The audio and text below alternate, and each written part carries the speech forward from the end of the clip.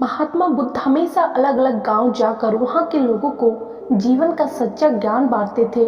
ऐसे ही किसी गांव में गौतम बुद्ध धर्म सभा लगाकर वहां के लोगों का अज्ञान दूर कर रहे थे। उसी गांव में बहुत निर्धन और दुखी आदमी रहता था जो इस सभा के बाहर खड़ा होकर बड़े ध्यान से देखता रहता था। वह देखता था कि जब भी कोई अशांत और दुखी आदमी इस सभा के भीतर जाता है तब ऐसा लगता है जैसे वो दुनिया का सबसे बदनसीब इंसान हो, मगर लौटते समय उसके मुख का तेज और खुशी दुनिया के सबसे खुशनसीब और सुखी इंसानों वाली होती थी। यह सब देखकर वह निर्धन और दुखी आदमी बहुत आश्चर्यचकित होता है। उसके मन में यही ख्याल चलता रहता कि एक बार वह खुद भी अंदर जाकर देखेगा।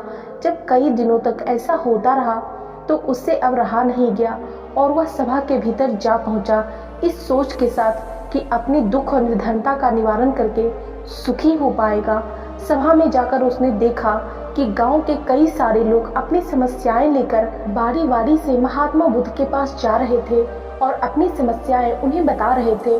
भगवान बुद्ध सबकी समस्याएं बड़े ध्यान से सुनते और हर किसी को उनका निवारण और कारण बताते, जिन्हें सुनकर वह लोग खुश हो जाते थे। जैसे ही उस निर्धन दुखी आदमी की बारी आई तो वह भी भगवान बुद्ध के चरणों में पहुंच गया। उसने अपनी गरीबी और निर्धनता का कारण पूछते हुए भगवान बुद्ध से कहा, मेरे इस गांव में सभी लोग अमीर हैं, सबके पास बहुत धन है, जिससे वह सुखी भी हैं, तो भगवान ने मेरे साथ ही ऐसा क्यों किया? मुझे ही इतना निर्धन और गरीब क्यों बनाया? तब महात्मा बुद्ध ने उस व्यक्ति की तरफ देखा और मुस्कुराते हुए कहा, तुमने अपने जीवन में कभी भी किसी को भी कुछ नहीं दिया है, इसलिए तुम निर्धन और गरीब हो।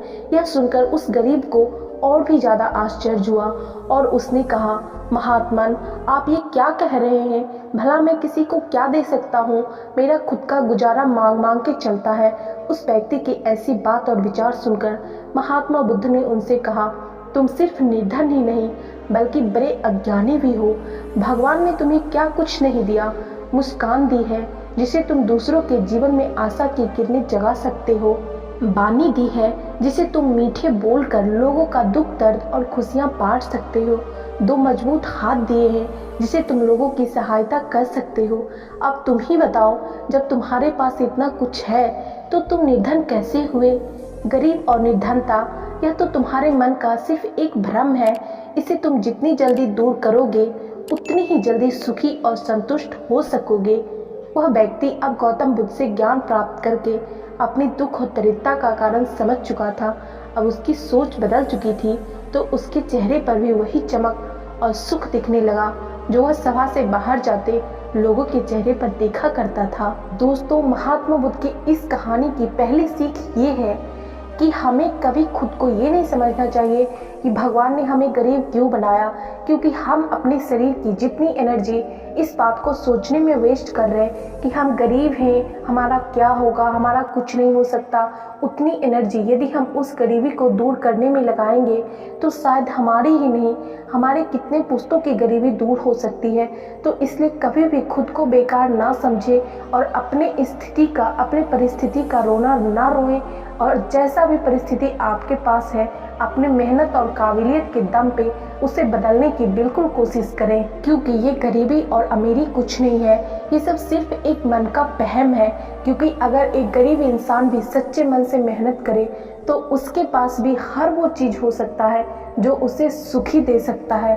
तो इसलिए आज के बाद आप लोग ये कभी ना सोचें कि हम गरीब हैं और अपने मन में ऐसे विचार कभी ना लाएं जो आपको निगेटिविटी की ओर ले जाती हो, जो आपकी ज़िंदगी को डाउनफॉल की ओर ले जाती हो। तो इसलिए हमेशा मन में पॉजिटिव सोच रखें, मेहनत करें और आगे बढ़ें। और दोस्तों, इस कहानी की दूसरी सीख ये है कि हम लोग हमेशा सोचते हैं कि हमारे पास धन दौलत होगा तभी तो हम दान कर पाएंगे, तभी तो हम दूसरों को खुशी दे पाएंगे। लेकिन हमारी ये सोच भी बिल्कुल गलत है, क्योंकि दान सिर्फ धन दौलत का ही नहीं दिया जाता है। अगर आपके पास भोजन है और कोई भूखा व्यक्ति है तो आप उसे खाना खिला सकते हैं। अगर आपके पास शिक्षा है और कोई अनपढ़ है जो पढ़ नहीं सकता तो आप उसे पढ़ा सकते हैं। और कुछ नहीं तो भगवान ने आपको बोलना सिखाया है, तो आप हमेशा अपनी वाणी ऐसी रखें जिससे लोगों को खुशियाँ मिले, ना कि ऐसी कि लोगों को दुख मिले। तो कम से कम जो आपके पास है उसका भरपूर फायदा उठाइए और जितना हो सके उससे लोगों को खुशी देने की कोशिश कीजिए। वैसे महात्मा बुद्ध की इस कहानी से आपको क्या सीखने को मिली, कमेंट करके जरूर बताइएगा और वीडियो को लाइक जरूर कर दीजिएगा। और यदि आप लोग चैनल पर नए हैं तो चैनल को सब्सक्राइब करके बेल नोटिफिकेशन जरूर प्रेस कर लीजिएगा।